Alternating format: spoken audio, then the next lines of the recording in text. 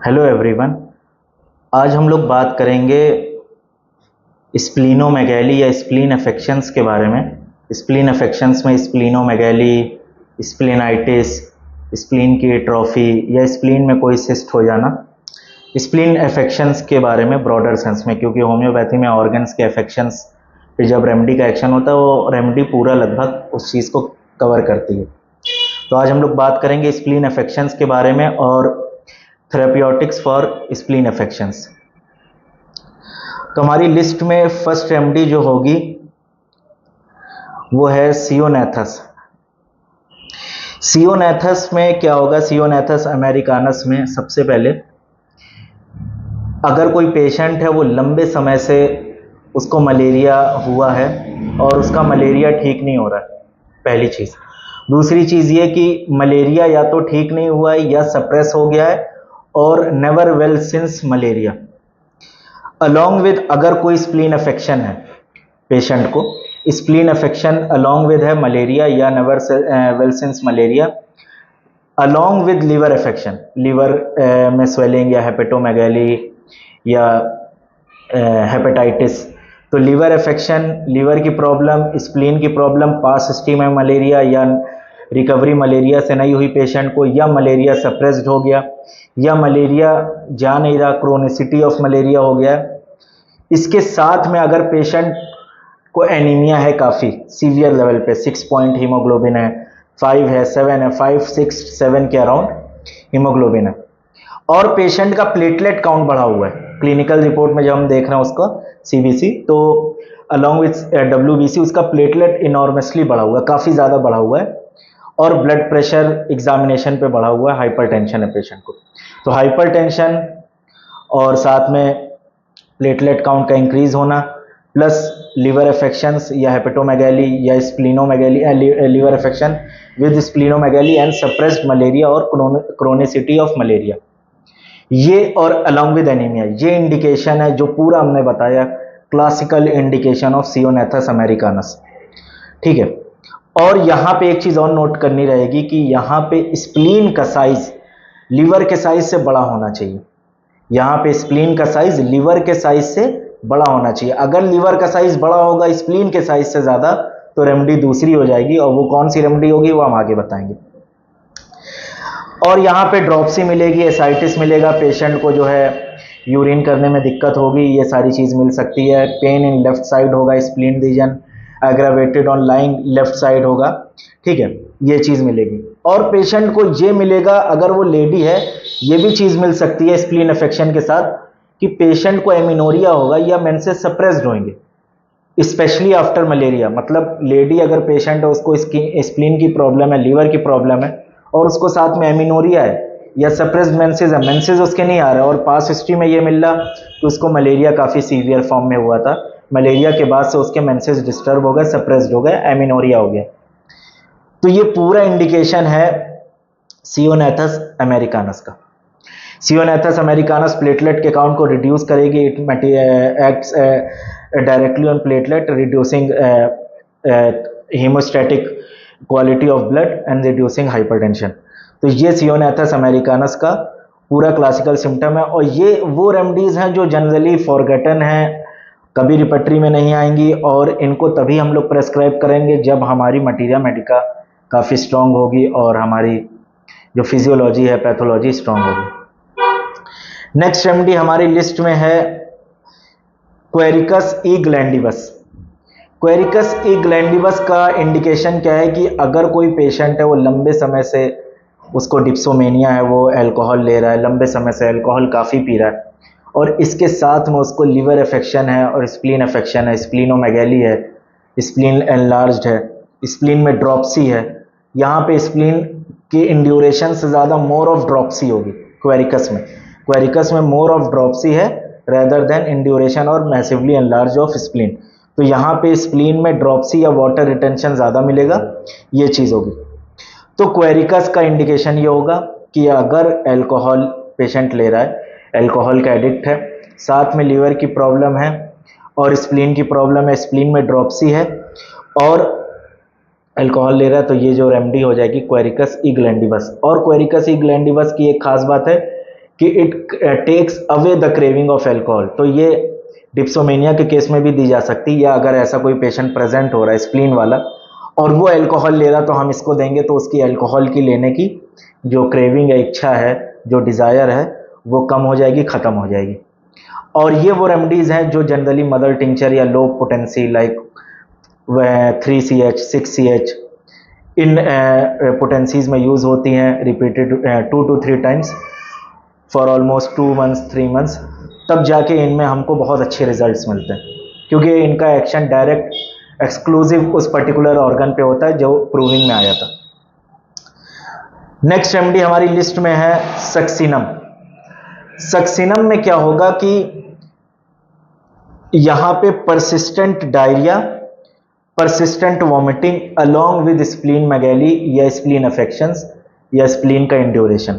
अगर कोई पेशेंट है उसको स्प्लीन की प्रॉब्लम जब से हुई है और तभी से वो पेशेंट कह रहा है कि मेरी वॉमिटिंग, मेरा डायरिया रुक नहीं रहा, तो ये क्लासिकल इंडिकेशन है सक्सिनम का। जब से स्प्लीन की प्रॉब्लम हुई है तभी से उसका डायरिया और वॉमिटिंग की प्रॉब्लम उसकी स्टार्ट हुई है। और ये पेशेंट काफ़ी, इसका मेंटल सिम्टम एक बहुत स्ट्राइकिंग है, काफ़ी न्यूरोटिक होगा, बहुत ज़्यादा एंशियस, एंटिसिपेटरी, काफ़ी न्यूरोटिक होगा और लाइक बहुत ज़्यादा हिस्टेरिकल टाइप। और इसमें एक बहुत important symptom and mental symptom claustrophobia, fear of close space, fear of narrow space, fear of train, fear of carriage, क्योंकि ट्रेन, कैरेज, वैगन्स में पेशेंट बंद हो जाता है तो उससे उसको बहुत ज़्यादा फियर होगा। लेकिन इसका जो पैथोलॉजिकल प्रेस्क्रिप्शन होगा कि स्प्लीन अफेक्शंस के साथ पेशेंट को जो है नोसिया, वॉमिटिंग परसिस्टेंटली हो रहा है। और इसमें एक चीज़ और ये मिल सकती है कि पेशेंट को जब से स्प्लीन अफेक्शन हुआ है तभी से उसको अस्थमा हो गया। ये इंडिकेशन है सक्सिनम का। नेक्स्ट रेमेडी हमारी लिस्ट में है Bellis perennis. Bellis perennis under prescribe remedy है, रिपेटरी में ऑफनली नहीं आएगी। इसकी जगह पे मोस्टली लोग प्रेस्क्राइब कर देते हैं Staphysagria, Pulsatilla, natrum mur, Ignatia, Graphites. But Bellis perennis भी बहुत डीप एक्टिंग रेमेडी है, बहुत ही डीप एक्टिंग रेमेडी है और कॉन्स्टिट्यूशनल प्रेस्क्रिप्शन इसका ज़्यादा होना चाहिए रैदर देन इसका कोई पर्टिकुलर पैथोलॉजी के बेस पे। बट स्प्लीन पे इसका बहुत अच्छा एक्शन है।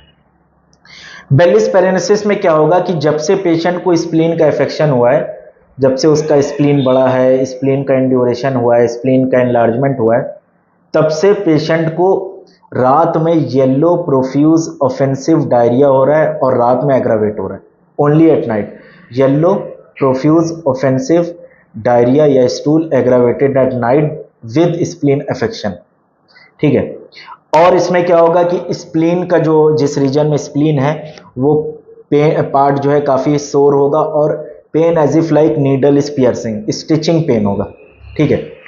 और यहाँ पे क्या होगा कि अगर पेशेंट ये कह रहा है कि मेरे स्प्लीन में प्रॉब्लम तब से आई है जब से हमने ऑपरेशन कराया, लाइक पथरी का ऑपरेशन कराया या यूट्रस में फाइब्रॉइड का ऑपरेशन कराया या कोई डीपर टिश्यू का ऑपरेशन हुआ है, तभी से उसको स्प्लीन की प्रॉब्लम हुई है और उसके बाद से उसकी रिकवरी नहीं हुई है।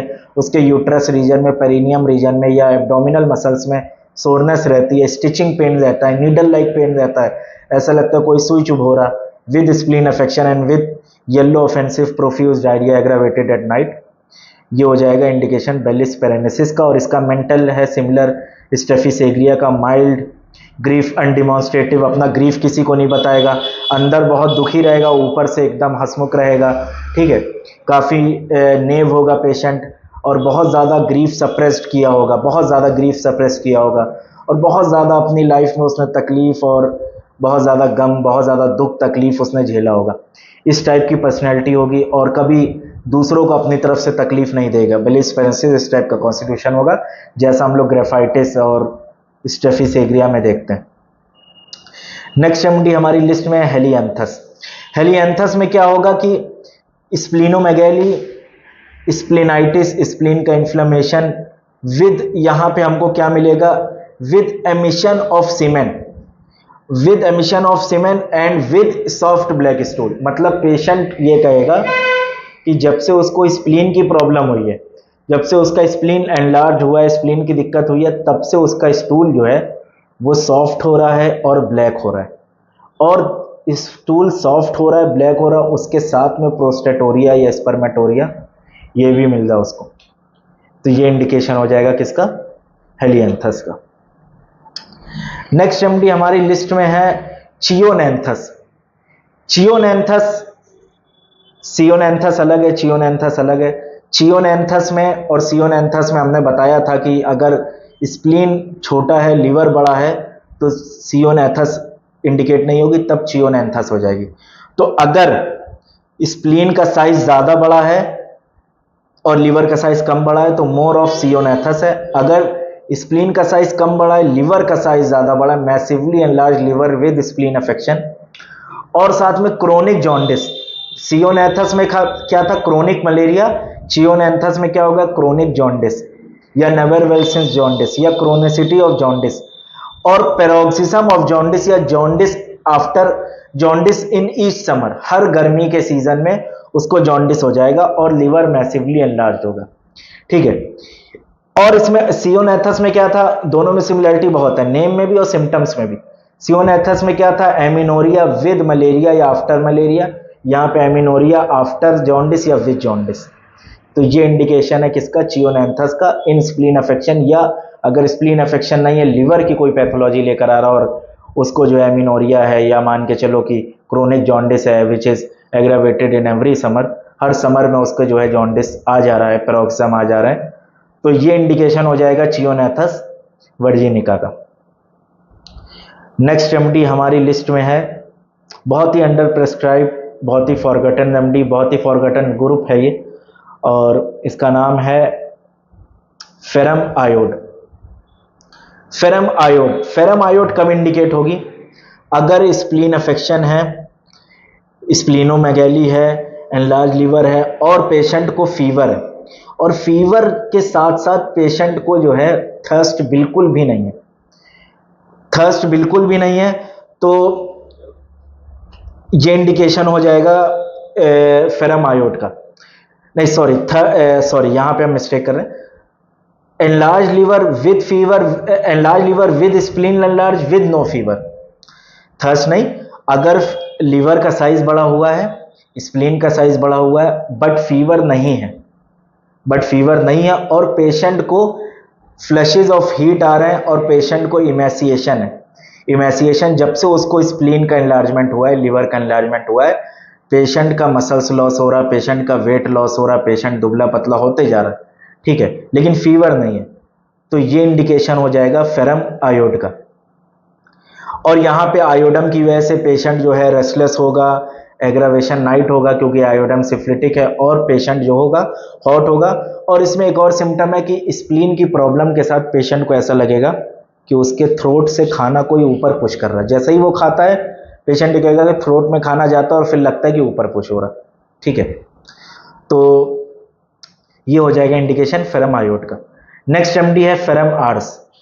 अगर इमेसिएशन है, वीकनेस है, हॉट फ्लैशेस ऑफ फेस है विद परस्पायरेशन, और साथ में लीवर की प्रॉब्लम, साथ में स्प्लीन की problem, enlarge liver, enlarge spleen, with fever, with fever ferrum ars, without fever ferrum आयोड।